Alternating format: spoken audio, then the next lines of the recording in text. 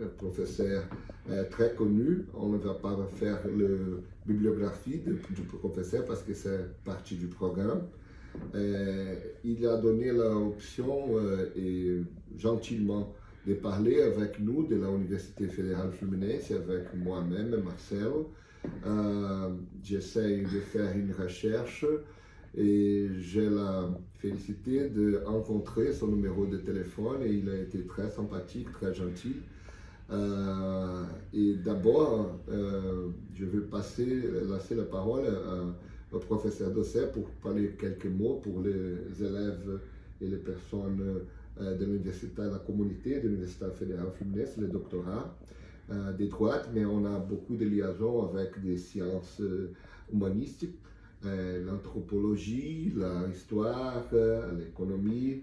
Et votre travail, votre idée, les pensées, c'est une des plus importantes matières de travaux que nous avons dans l'université. Le travail qu'on a fait, c'est dans l'histoire du structuralisme, un livre du Signe, 1967 à nos jours. Ça a été la base du travail dans la première phase des études de l'instructuralisme et on va pour le deuxième tome, que c'est pas du livre, que c'est la partie du post-structuralisme. Professeur, si vous pouvez parler un petit peu pour les élèves, je vous remercie beaucoup et je vais après commencer avec quelques questions pour en faire. Non, ben pour moi, c'est une joie de votre visite et puis de m'adresser à des étudiants brésiliens, puisque j'ai un rapport, je dirais, tout à fait particulier et privilégié avec votre pays, où j'ai été invité plusieurs fois, où je suis traduit, la plupart de mes livres, non seulement sont traduits au Brésil, mais j'ai même au Brésil des livres qui n'existent pas en France, des recueils d'articles qui ont fait des livres. Je pense par exemple à un livre qui est paru à l'UNESP sur l'histoire à l'épreuve du temps, qui est un recueil d'articles qui n'existe pas en France, mais qui n'existe qu'au Brésil. Et ça a été publié par l'UNESP. Ouais. Oui. Et donc, et puis j'ai été invité par l'ANPU, comme je vous disais, donc par les historiens de tous les États brésiliens, plusieurs fois, par mes éditeurs, par des universités, puisque j'ai eu un éditeur qui a publié beaucoup de mes livres qui n'existent plus, qui a déposé son bilan au niveau de l'activité éditoriale, qui s'appelait Edusc, qui était à Bauru dans l'état de São Paulo. Mais beaucoup des titres d'Edusc ont été repris par l'USPI, par UNESP, par d'autres éditeurs, dont d'ailleurs à Rio. Il y a aussi un certain nombre de livres parus par la fondation Getúlio Vargas, qui effectivement a publié une série de livres à la fois que j'ai fait. Je pense par exemple à un livre que j'ai fait sur Paul Ricoeur, mais aussi des livres d'historiographie que j'ai fait avec mes amis Christian Delacroix et Patrick Garcia. Je pense au livre qui s'appelle Les courants historiques en France, qui est paru aussi, je crois que c'est une coédition Vargas et UNESP. Donc voilà, le Brésil est vraiment pour moi une terre d'élection. Très intéressant. Votre livre, si je ne m'oublie pas, l'histoire du structuralisme, les chartoussisme, a été publié en France en 1991 et a été publié en Brésil en 1994. Oui, tout à fait. Par l'Université de São Paulo, ou l'UNESP. Non, à ce moment-là, il y a eu plusieurs éditions de l'édition du structuralisme. La première édition à laquelle vous faites allusion, ça a été mon premier éditeur au Brésil, à la fois l'Histoire en miettes, la Historia en Migaras, et l'histoire du structuralisme, ça a été une maison qui n'existe plus au Brésil, qui s'appelle Ensaio, et qui était à Belo Horizonte. Très bien l'accent, hein? Ah oui. Très bien l'accent. Mais je ne sais pas du tout parler portugais. Ce sont des langues latines. C'est votre héritage. Et donc, mais j'aime beaucoup la tonalité de votre langue. Et donc, c'était à Belo Horizonte. Moi aussi, des vôtres, cette bon chanteuse. Ah oui. Oui, pour moi, c'est le brésilien qui est vraiment très musical. Et puis après, il y a une très belle édition faite par Edouce, dans un coffret, des 2 volumes de l'histoire du structuralisme, et c'est de nouveau reparu par UNESP. C'est la dernière édition des 2 volumes. Mais quand vous parlez parce que là vous évoquiez le tome 1967 à nos jours, c'est le 2e volume. C'est le 2e volume. C'est à cause de ça que je ferai. C'est le déclin. C'est le déclin du structuralisme, parce que mon premier volume qui couvre la période 1945-1966 est la période de montée du structuralisme. Donc il y a pour ça qu'il y a un jeu de mots dans mon sous-titre, puisque je ne sais plus ce que ça donne en brésilien, mais ça s'appelle Le Chant du Cygne, le tome 1. Le tome 1. C-H-A-M-P du cygne, S-I-G-N-E, alors que le 2e volume s'appelle Le Chant du Cygne, C-H-A-N-T, C-Y-N-E, parce que c'est le déclin. Le déclin. On parle, le chant du cygne, l'animal du cygne, c'est la mort. C'est la mort. C'est la fin. Ouais. C'est la fin. C'est la fin. Oui. Et j'ai une formation, pas exactement une formation, mais tu as étudié dans une école expérimentale, n'est-ce pas? Oui, effectivement. Ça, c'est très intéressant. Moi aussi, j'ai étudié dans une école expérimentale au Brésil, qui a été conçue par une pédagogie très avancée à cette époque-là. À Rio, à Niterói, qui ça a été basé dans le Freinet. Oui, j'ai connu Freinet à l'école. Il était là pour une visite. Et je pense que l'idée et je vais vous poser une question, l'idée d'avoir eu une possibilité d'étudier dans une école expérimentale ouvre beaucoup les pensées pour la interdisciplinarité et pour tout à fait, et pour les interactions entre les aires de connaissances. Et ça a été une chose qui a inspiré toi ou a de grandes influences dans sa façon de voir l'histoire, que c'est, à mon avis, une façon de regarder l'histoire seulement pas comme des choses qui appartiennent dans un domaine, mais un mélange de disciplines. Comment a été cette formation pour toi en termes de... Non, absolument. Moi, je dois beaucoup, effectivement, à une université qui a eu beaucoup de rayonnement sur le plan international, puisque on avait toute une série de vedettes intellectuelles dans cette université. C'est là où enseignait Michel Foucault au début, Gilles Deleuze, Michel Serres, il y avait tout un département lacanien, il y avait Michel de Certeau, et qui était l'université de Vincennes. L'université de Vincennes a été créée dans l'immédiate après 68, donc c'est un produit de 68. L'ouverture de la faculté qui a été construite en urgence à l'automne 68, donc juste après le mouvement de contestation des étudiants, a ouvert ses portes. Et en 68-69, c'est à ce moment-là que j'arrive, sortant du lycée, à l'université. Et c'est vrai que là, j'ai bénéficié d'un moment tout à fait exceptionnel, parce que c'était une université, on avait d'excellents profs partout, et et avec cette culture à Vincennes qui était celle de la transdisciplinarité, de l'interdisciplinarité, d'ouverture. Il y avait là des choses qui ne sont pas dans les universités traditionnelles en France, puisqu'il y avait à la fois l'enseignement du cinéma, l'enseignement du théâtre, des sciences dures, de la logique, de l'histoire des sciences, de la psychanalyse, qui en général est du côté des médecins, là était enseigné avec des littéraires. Et donc, voilà,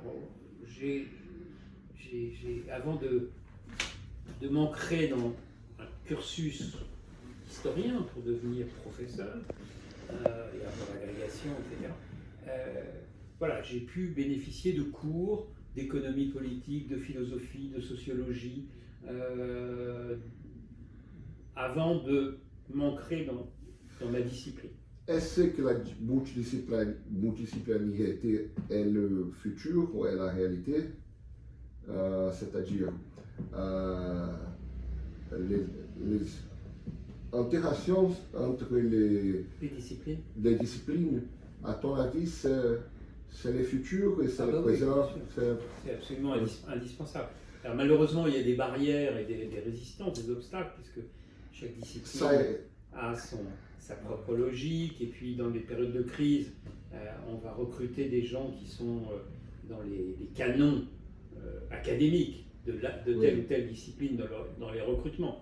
Donc il y a effectivement des replis disciplinaires, il y a des batailles disciplinaires, mais évidemment, ce qui est le plus riche sur le plan intellectuel, c'est l'ouverture des disciplines, chacune exigeante par rapport à leur concept. Et puis bon, en plus, moi j'ai été dans une revue, j'étais un des animateurs d'une revue qui s'appelle Espace-Temps, où il y avait des géographes, des historiens, des sociologues, des psychosociologues. Donc, et le sous-titre de la revue Espace-Temps, c'était « Réfléchir les sciences sociales ». Donc vous voyez, l'objectif était, à partir d'objets, à partir de sujets, de faire fonctionner divers regards, qui sont le regard de l'anthropologue, le regard du philosophe, le regard de l'historien sur des objets particuliers. Et les avocats? Pas exactement. Alors, le droit, effectivement, est un peu... Le droit, ouais. Non, le droit, bon, il y avait d'ailleurs à Vincennes un département de droit, bon, qui n'était pas... bon, il y a un cursus... Parce que le droit, c'est une science humaine aussi. Oui, bien sûr. Et que c'est nourri de tout ça. D'une certaine façon, professeur, les IHTP, c'est un résultat de ça, c'est un prolongement de cette multidisciplinarité, de cette... Je ne dirais pas ça. Non, l'IHTP, qui est donc l'Institut d'Histoire du Temps Présent, où je suis chercheur associé, non, n'est pas vraiment le produit de... Non, il est le produit de quelque chose qui est très nouveau en histoire par rapport au passé. Vous savez que pendant très longtemps, dans notre discipline, on considérait que parler du présent, c'était le journalisme, et l'historien s'occupait du passé. Or, là où l'IHTP fait révolution, c'est qu'effectivement, depuis... donc l'IHTP est créé en 1978. Donc l'idée, c'est le présent fait partie de l'histoire et que les historiens doivent s'intéresser aussi à des dossiers qu'ils vivent. Bon, alors, ça change à la réalité qui environne, et pas seulement au passé, mais au présent. Et donc, c'est se donner le présent comme objet. Et deuxièmement, et là où l'IHTP innove, c'est que dans ma discipline d'histoire, on avait tendance jusque-là à survaloriser l'écrit, dans l'écriture, les archives écrites. Bon, et l'ouverture des archives n'est pas immédiate, c'est-à-dire qu'on ouvre les archives qu'au bout d'un moment, donc on ne pouvait parler que d'un passé révolu, puisque il fallait consulter les archives. Or, avec l'IHTP, on va valoriser il ne s'agit pas de dévaloriser l'archive écrite, elle compte évidemment dans les recherches de manière évidente, mais on va valoriser une archive qui n'était pas dignifiée, qui n'est pas considérée comme une archive valable, et qui est l'archive orale, qui sont les témoignages, qui sont donc le fait que l'historien qui va parler du temps présent va aller voir des témoins, va voir des gens qui ont vécu tel ou tel événement, et qui parlent au niveau de leur mémoire. Donc il y a là tout un travail sur la mémoire individuelle et la mémoire collective qui va être porté, et alors notamment porté par quelqu'un auquel j'ai beaucoup d'estime, qui a dirigé l'IHTP pendant longtemps, qui s'appelle Henri Rousseau, et qui a fait un travail remarquable sur la France de Vichy, en interrogeant la mémoire collective. En parlant du temps présent, par exemple, de l'histoire du temps présent, à votre avis, comment on peut comprendre dans un temps de post-modernité la parole de l'année 2017, ça a été la post-vérité en français, pós-verdade em português, la post-vérité, où le discours c'est plus important que les faits. Vous avez les Trump, vous avez des choses comme ça. À votre avis, comment est située l'histoire du temps présent avec cette ambiance que l'on a en environ de la post-vérité et les discours et les choses de WhatsApp, les nouveaux médias. Comment on va faire un rapport pour les prochaines générations de tout ça, avec tout ça? Nous, en tant qu'historiens, je veux dire, on tient beaucoup au contrat de vérité qui est au cœur de notre discipline. Depuis Thucydide, donc ça remonte assez loin, à l'Antiquité grecque, depuis Thucydide, qui, à propos de la guerre du Péloponnèse, écrit qu'il ne dira que ce qui est vrai, ce qui est attesté, ce qui est confirmé, ce qui est l'objet de témoignages oculaires. Donc, évidemment, le contrat de vérité pour nous est tout à fait majeur, et qu'il n'est pas question de reculer sur la question de la vérité factuelle. Et je pense là, par exemple, j'ai consacré une grande biographie, en tout cas imposante, 800 pages, à un grand historien français qui est Pierre Vidal-Naquet. Or, Pierre Vidal-Naquet a mené un combat tout à fait remarquable contre ce qu'on appelle les négationnistes, qui sont ceux qui nient l'existence des chambres à gaz, qui disent qu'on n'a jamais gazé que des poux dans les chambres à gaz et dans les camps de concentration, et que les camps de concentration étaient des hôtels de 3 étoiles. Donc par rapport à ces élucubrations haineuses et antisémites, il est certain que l'historien a à défendre la vérité historique, c'est-à-dire le fait qu'effectivement il y a eu un génocide, qu'il y a des millions de juifs qui sont morts, et des résistants et d'autres dans les camps nazis. Donc il y a cette vérité factuelle qui est à l'horizon du travail historique. Et ça, c'est tout à fait fondamental. On ne peut pas être dans la post-vérité ou dans n'importe quoi, dans les fake news. Cela dit, le problème est plus complexe quand vous parlez du discours, parce que cette vérité, elle ne nous arrive que par la narration, que par le récit, et évidemment par des points de vue qui sont liés à des discours oraux ou des écrits. C'est ce que montre extrêmement bien Paul Ricoeur, et j'ai eu la chance de l'accompagner un peu dans la réalisation de son grand livre sur l'histoire, qui est La mémoire et sur l'oubli, paru en 2000 au Seuil. Et Ricoeur distingue 3 niveaux de ce qu'il appelle, en reprenant le terme à Michel de Certeau, l'opération historiographique. C'est-à-dire qu'il y a la strate documentaire qui relève d'une épistémologie, dit-il, à juste titre, popérienne, c'est-à-dire qu'effectivement, on avance des choses qui doivent être réfutables, donc il faut avancer ses sources, ses archives, qui nous permettent d'affirmer ceci ou cela en fonction de l'archive, en fonction de la documentation. Ça, c'est le premier stade. Ça, c'est un stade qui est le stade de la vérité factuelle. Bon. Après, vous avez le deuxième stade de l'écriture historienne, qui est ce que Ricoeur appelle l'expliquer comprendre.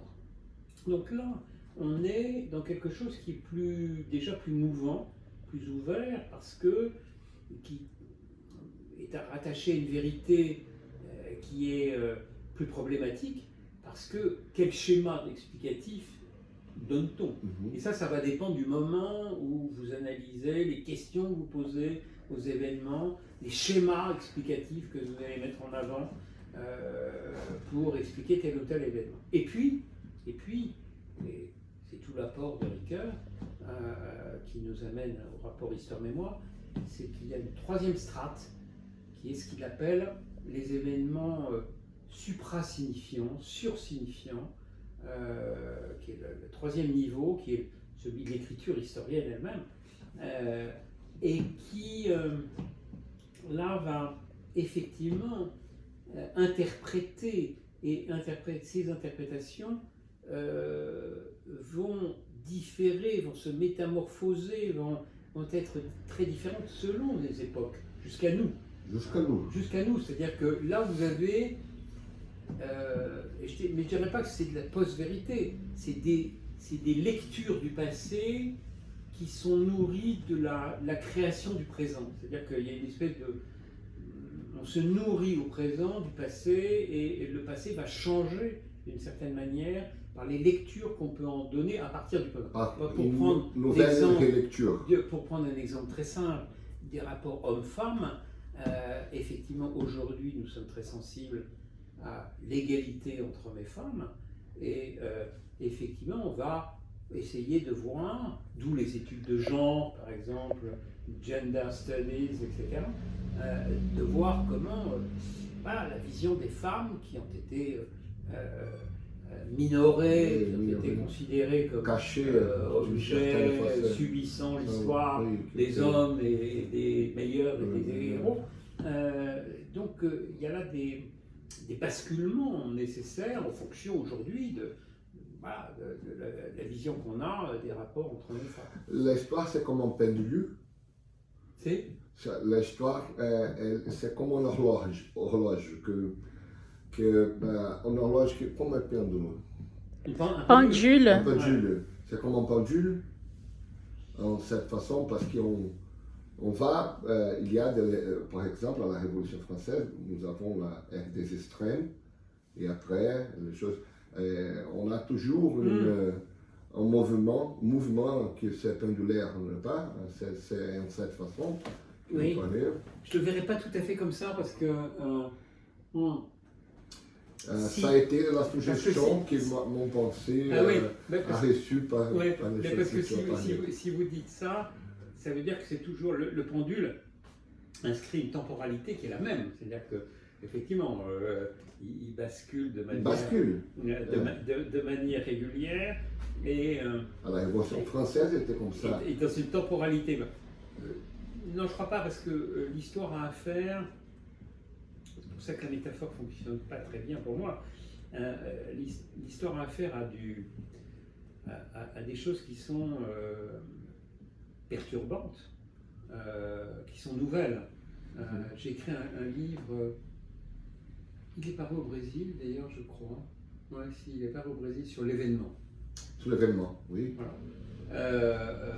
Et effectivement, la caractéristique d'un événement, c'est qu'il surprend. Justement, c'est le contraire du pendule, c'est l'énigme. On est confronté au nouveau. Là, par exemple, on est en train de sortir, heureusement, et on n'a pas tiré les leçons, mais d'un phénomène nouveau qui nous touche, vous et nous, qui est la pandémie. personne n'avait prévu le Covid-19. Là, on a quelque chose qui nous interroge. Et c'est ça l'histoire, c'est effectivement d'être confronté au Sphinx qui nous pose des questions et sur lesquelles les réponses ne sont pas simples.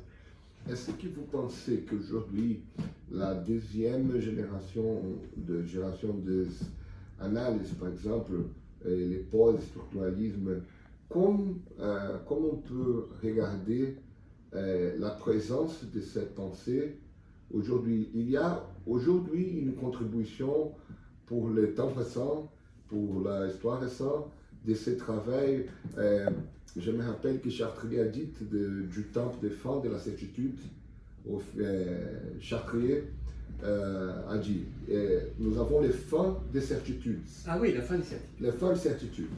Et ça a changé beaucoup les pensées des analyses pour la deuxième phase des analyses. Enfin, la deuxième, la quatrième. La quatrième, pardon.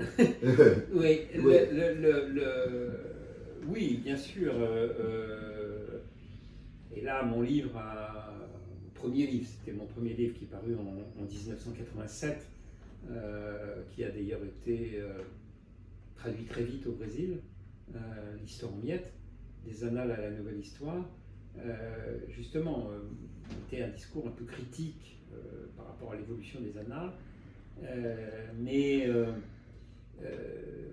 Non, c'est vrai qu'il y a eu une période d'incertitude parce que, justement, sur le plan de l'histoire, il y avait un certain nombre de machines d'explication, un peu mécaniques, après les 70, qui fonctionnaient et avec une idée qui s'est écroulée aussi au fil du XXe siècle, qui est l'idée téléologique, c'est-à-dire l'idée qu'il y a un sens de l'histoire, une flèche du temps, on sait où l'histoire nous mène, donc une espèce de... Comme une espèce de diachronie. Voilà. Diachronie et de divinisation. La diachronie est nécessaire, mais de diachronie linéaire et de divinisation de l'histoire. Ça, c'est deux choses qui sont aujourd'hui dépassées, c'est-à-dire que je pense que plus personne ne croit qu'il y a un sens de l'histoire qui dépasse ses acteurs, qui est là, qui nous amène vers un monde que l'histoire avec un grand H, voilà, serait au-delà des acteurs. Alors, ça, les annales, on ne peut pas dire qu'ils aient cru à ça. Non. Par contre, l'évolution des annales, là où je la critiquais, c'est que les annales se sont inspirées du structuralisme pour s'attacher à l'étude des permanences, des invariants, de ce qui ne change pas. Justement pour résister à cette espèce de philosophie de l'histoire qui menait vers la téléologie, d'aller vers des choses invariantes. C'est Braudel, c'est le roi Ladurie en 73 avec son inaugural au Collège de France, s'appelle Histoire du mobile.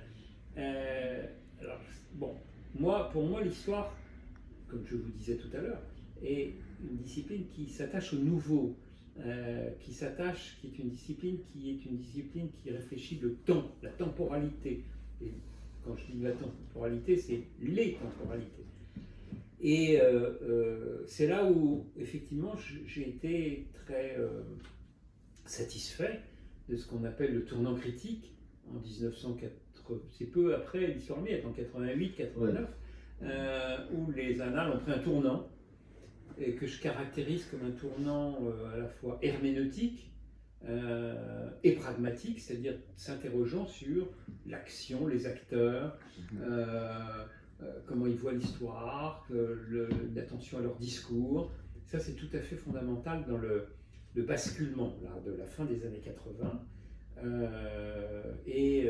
ce tournant à la fois pragmatique et herméneutique que j'ai développé dans un bouquin qui est paru en 95 en France, qui s'appelle L'Empire du sens, l'humanisation des sciences humaines, et qui est paru aux éditions Edusque au Brésil, peu après, sous le titre Imperio, enfin l'Empire, le Sentiero. Império Sentiero. Pourquoi vous pensez à ce temps-là, je ne sais pas si vous pensez aujourd'hui, que la troisième génération des annales a détruit l'histoire, a en fait détruit l'histoire des générations antérieures à eux, et détruit l'histoire. Ça, c'est maintenant votre impression sur ça, ou il y a une relecture? C'est la même? Oui. Et pourquoi? C'est une bonne question. Non, il y a une relecture. Parce que, effectivement, quand je disais ça, en critiquant très fortement ce que j'appelais l'histoire en miettes, c'est-à-dire l'émiettement de l'histoire, je tenais à une notion forte, qui était l'histoire totale, l'histoire globale. Sauf que, évidemment, à l'époque, donc on est dans les années 70-80. Disons que mon point de vue était à l'époque, disons, non pas d'un marxisme officiel, mais il y avait quand même une base assez marxienne de la défense de l'histoire globale. Depuis mon cheminement intellectuel et puis les travaux, les philosophies que j'ai pu traverser, que ce soit celle de Ricoeur, celle de Deleuze, celle aujourd'hui Michel Serres ou d'autres, me font apparaître l'importance de la multiplicité, au contraire, de la nécessité de ne pas trop vite globaliser les choses de manière mécanique. Et donc là, ma critique de l'émiettement est quand même un peu datée, je dirais aujourd'hui en 2022. Et quelle est l'importance, à votre avis, des intellectuels françaises en la production et dans l'évolution de l'histoire récente? Et si, dans son opinion, ce n'est pas, même aujourd'hui, très lié à une vision de Paris. Une vision, parce qu'on parle d'une vision globale, mais en même temps, on parle des intellectuels françaises. Tu penses que c'est une question, comment te dire, c'est une question désafiante. C'est un défi. Hein. Défiant. C'est une question défiante parce que tu es français et comment tu penses ça, la question des groupes des intellectuels françaises à la production et évolution de la historiographie actuelle, et s'ils sont très liés à Paris même aujourd'hui? Non, je ne dirais pas ça. Je ne dirais pas ça. Ça a été le cas, c'est-à-dire qu'effectivement il y a eu une politique, disons, d'exportation d'un modèle. Le modèle des annales, Braudel en est un bon exemple, et surtout au Brésil, puisque j'ai donné, je crois, à l'USP, à São Paulo, une conférence dans un amphithéâtre qui s'appelait l'amphithéâtre Fernand Braudel. Donc, vous voyez, donc effectivement, il y a une influence de l'école historique française qui passe par Marc Bloch, Lucien Febvre, Braudel, et qui a d'ailleurs mis en place les formations historiques à São Paulo, donc liées à l'école des hautes études. Donc, il y a eu cette espèce de relation, un peu, voilà, je dirais pas coloniale, mais je dirais, en tout cas d'influence,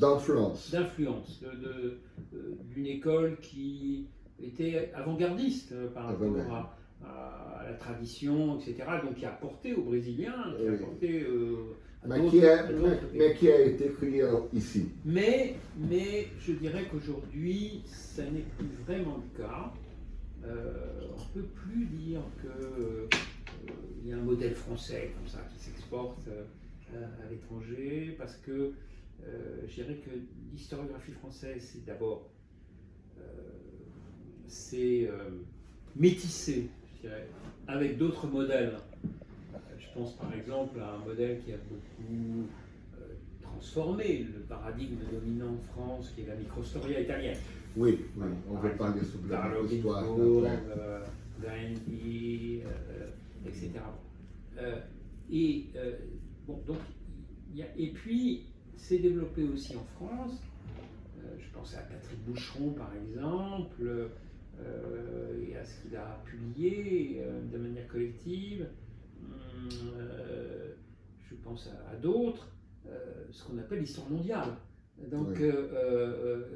Si on prend par exemple le livre dont je ne me rappelle plus l'auteur, mais un livre remarquable qui s'appelle L'histoire à part égale, donc qui tient extrêmement compte des post-colonial studies, des subaltern studies, et qui montre que on avait encore, même avec Braudel qui voulait s'ouvrir au monde, une vision très européocentrée, et qu'il faut symétriser les archives et les regards des colonisateurs et des colonisés. C'est Romain Bertrand. Voilà, c'est un livre de Romain Bertrand sur la colonisation de l'Indonésie, un livre auquel je fais allusion, qui est un gros livre qui s'appelle L'histoire à part égale.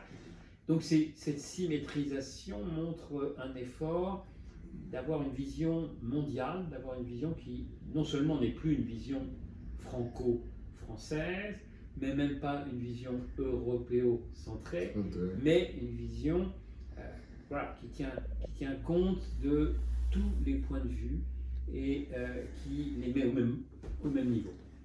Et donc, non, il y a un décentrement par rapport à ce qui a été une autocritique, par rapport à ce qui a été effectivement une phase, disons, à la fois européo-centrée, très, très franco-france-centrée, même si, effectivement, le paradigme des annales, et c'est pour ça d'ailleurs qu'il a eu un énorme succès international, et pas seulement au Brésil ou en Amérique latine, était en avance par rapport à l'histoire classique, qui est une histoire qu'on appelle positiviste, qui est l'histoire positive, purement factuelle, qui tient pas compte de l'économie, qui tient pas compte de la société, qui tient pas compte d'un certain nombre de la géographie, et donc d'un certain nombre de phénomènes fondamentaux dans l'évolution historique, qui sont autant d'apports là des annales depuis Marc Bloch et Lucien Febvre, c'est d'ouvrir à l'imaginaire, d'ouvrir à la géographie, d'ouvrir alors que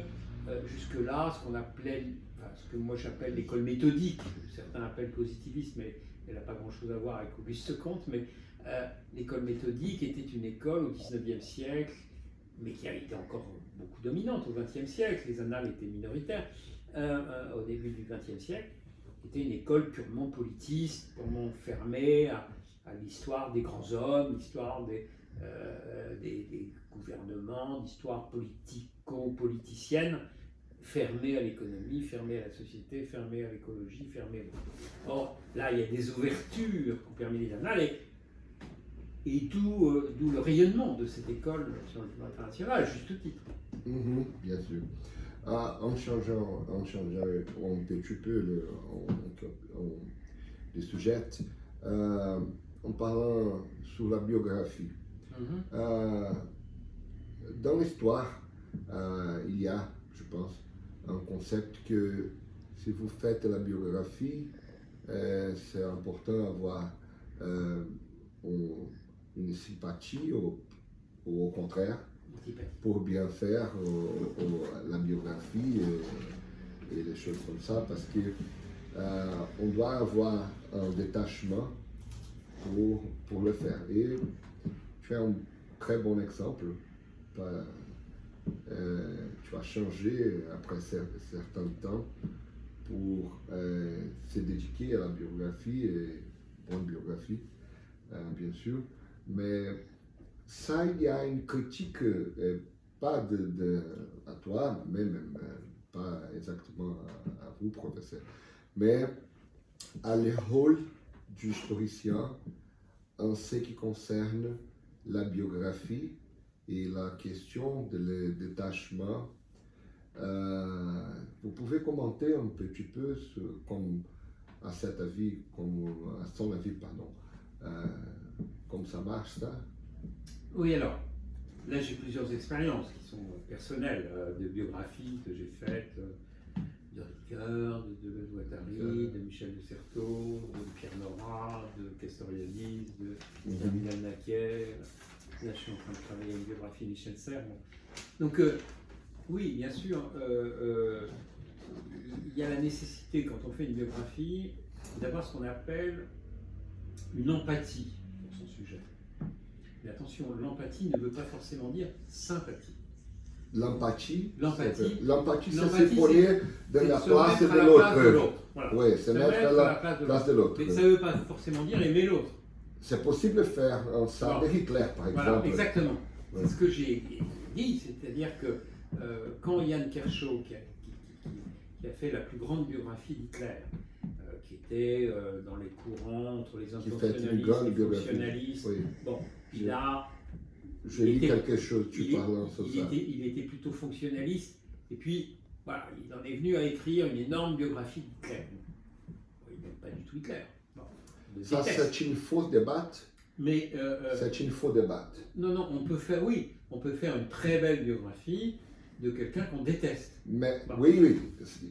Alors, cette point de aimer ou n'aimer pas, c'est un faux débat. C'est un faux débat. C'est un faux débat. Bon, maintenant, moi, personnellement, parce que je ne suis pas masochiste, je préfère faire la biographie de gens que j'aime bien. J'aime bien. Je ne les connais pas forcément. Hein. J'ai un Michel de Certeau, je l'ai croisé. Tu as fait Gilles Deleuze, mais c'est en comparaison avec... c'est pas une comparaison, c'est avec Félix... Guattari, parce qu'ils ont écrit toute une œuvre ensemble. Voilà. Donc effectivement, j'ai fait une bio croisée des deux, Guattari et Deleuze. Ce qu'il y a, c'est qu'effectivement, quand on écrit une biographie, là où il y a un vrai problème, c'est que, autant quand on écrit, je sais pas, un sujet de droit ou un sujet d'histoire, on peut être assez distant par rapport à l'objet dont on parle. Comme vous regardez les concepts de l'événement, les concepts d'événement avec la théorie de l'histoire, les concepts les biographies et les concepts d'événements, de l'événement, des choses que je ne sais pas si c'est bien clair. C'est l'idée de dans les concepts de la théorie de l'histoire, on a les événements, les choses qui oui, effectivement, je vois un peu je crois voir ce que vous voulez dire. Effectivement, vous avez là deux objets de l'histoire qui ont été refoulés, relégués à l'insignifiance parce que ils apportaient des changements et des changements aléatoires. Par rapport à un moment historiographique qui privilégiait, comme je vous disais tout à l'heure, les invariants, les structures, les permanences, etc. Par rapport aux structures, les biographies étaient évacuées comme non signifiantes. Les événements, ce que disait Braudel. Braudel disait l'histoire scientifique a horreur des événements. C'est l'ennemi des sciences sociales. Oui, les horaires de... Voilà, oui, parce que c'est aléatoire. Ça, c'est ce que je voulais dire. Voilà, je vous ai bien compris. Et donc, il fallait évacuer ce domaine. Or, ce que j'ai montré, sur le plan de la situation historiographique actuelle, c'est que, et pratiqué par rapport au genre biographique, c'est que depuis les années 80, on a un déclin du structuralisme et un déclin rapport d'études en termes de structure, et revient de manière radicale l'étude des individus, donc du genre biographique, l'étude des événements, et donc de la singularité de ces événements, de l'unicité, de la nouveauté qu'ils représentent, et qui reviennent comme aujourd'hui de manière radicale par rapport à un moment où on les avait évacués dans les années 60-70. Aujourd'hui, c'est notre pain quotidien d'interrogation majeure dans la discipline. Alors bon, moi j'en suis, c'est un bon exemple parce que c'est vrai que le genre biographique était un genre qui était extrêmement méprisé. D'abord, c'était un genre qui était considéré comme un genre littéraire et non pas un genre historique. Donc ça allait pour écrire des romans historiques, etc., mais pas du tout pour faire de l'histoire sérieuse. Or aujourd'hui, vous avez beaucoup d'historiens qui se consacrent à des biographies tout à fait sérieuses, tout à fait sourcées, je dirais, sur le plan écrit, oral, etc., et qui sont des œuvres historiennes qui valent. Peter Bucer aborde une tension entre l'histoire sociale et l'histoire culturelle. C'est la revanche de l'histoire sociale. En partie parce qu'il y a une difficulté de la définition des concepts comme culture, méthodologie. Qu'est-ce que pensez-vous de ça? De la revanche de l'histoire sociale par rapport à l'histoire culturelle? Oui. Là, je crois qu'on ne peut pas, je veux dire, il n'y a pas de dissociation à faire. Comme l'a dit Chartier, l'idée aujourd'hui, c'est de faire de l'histoire sociale de la culture, l'histoire culturelle du social. C'est-à-dire que, effectivement, il y a une indistinction aujourd'hui, parce qu'on ne fonctionne plus en termes d'infra et de superstructure. Donc il y a une telle indistinction entre la culture et le social qu'aujourd'hui c'est un débat dépassé, c'est-à-dire qu'on n'est plus dans les catégories où on fait de l'histoire sociale, où on fait de l'histoire culturelle. Non, l'histoire culturelle c'est l'histoire sociale des représentations. Donc on passe par le social, évidemment. Oui. Bon, pour terminer, au passé tu as été marxiste, au passé.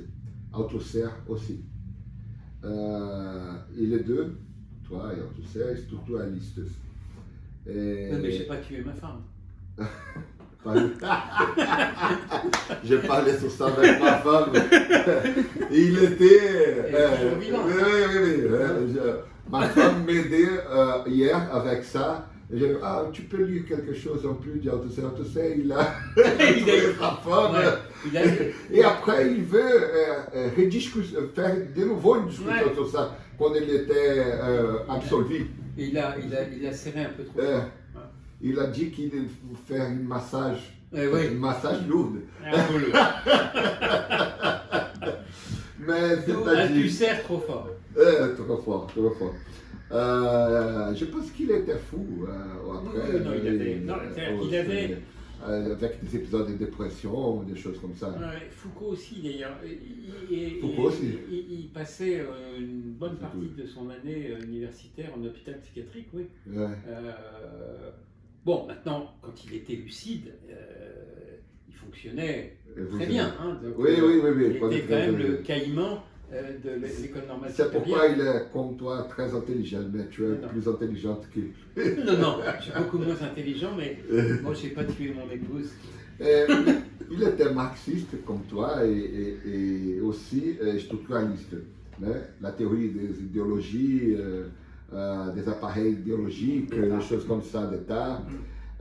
Comment il faudrait comprendre Althusser aujourd'hui? Si c'est possible. Son pensée, l'influence. C'est difficile comme question, parce qu'effectivement, je pense qu'il participe, il a joué un rôle. Parce que, il a joué un rôle important. L'idéologie, c'est une relation imaginaire. Oui, mais vous êtes d'accord avec ça? Oui, pour moi, il a joué un rôle à un moment donné, dans les années 60 et 70. Il a joué un rôle qui a été aussi un rôle positif. Enfin, aujourd'hui, si si on plaquait les thèses althussériennes aujourd'hui, c'est totalement inopérant. Enfin, je veux dire, on ne pense plus le monde, et puis le monde a changé. Enfin, on ne peut plus penser comme il le pensait avec ces catégories. Mais dans les années 60, quand il a écrit pour Marx quand il a fait son séminaire Lire le Capital avec tout le groupe, des mâcherais rancières, etc. autour de lui à l'école normale sup.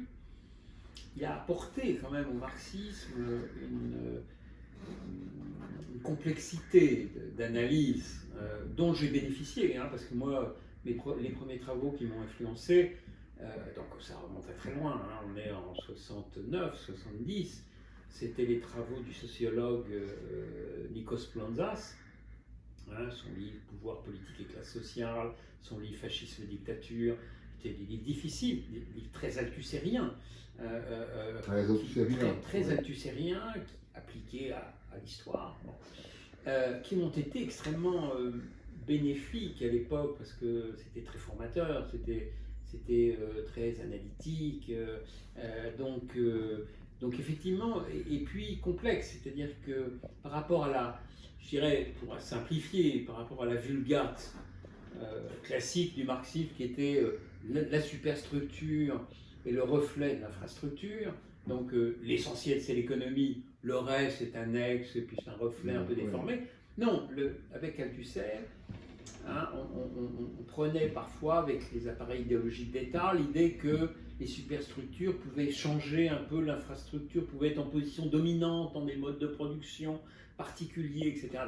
Donc, il a les trotskistes pensent comme ça. Voilà. Il a complexifié les choses. Alors évidemment c'est insuffisant parce que ça reste quand même dans un schéma mécanique, même si c'est une mécanique complexifiée. Bon. Mais à l'époque, oui, ça nous a quand même ouvert un peu un esprit plus... Et c'est-à-dire, même Trotsky a été allié de la Révolution. A été Trotsky. Ouais. Après que le pouvoir a été avec Staline et tous les autres, Trotsky a été un petit peu allié de la Révolution, n'est-ce pas? Parce que son pensée, par exemple, quel est le rôle de la Goulag? Foucault a bien parlé sur ça, sur les problèmes des droits humains, de l'expression, et les problèmes que le structuralisme était en face de ça. Non, mais le problème, c'est que Trotsky, je connais bien son parcours, parce que je l'ai été à une époque, c'était une victime. Ça a été une victime, oui. Il a terminé aux États-Unis, je pense. Avec un coup de piolet de la part d'un envoyé de Staline. À Coyoacán, à Mexico. Et après aux États-Unis, je pense. Il a été assassiné. Donc, par un envoyé de Staline. Donc effectivement, il a été victime. Et puis tout le courant trotskiste a été poursuivi par les staliniens à l'échelle internationale. Mais cela dit, est-ce que Trotsky aurait...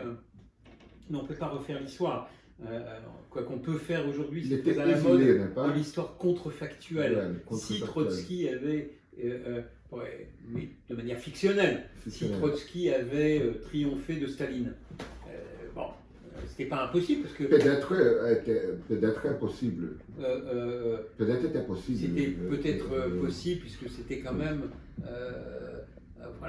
le chef de l'armée rouge, c'était quand même, c'était un plus grand leader de la révolution russe que Staline, qui était un bureaucrate. Peut-être il a été déceptionné avec ça. Mais est-ce que le personnage est évidemment plus intéressant et plus sympathique que Staline, ça va de soi. Bien sûr.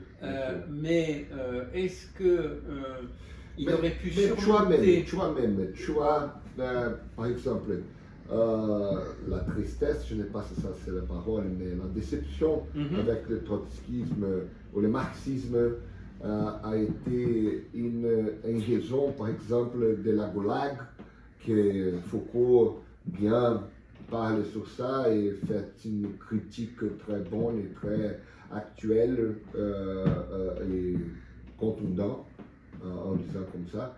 Et pour toi, c'est le même? Pour moi, c'est le même.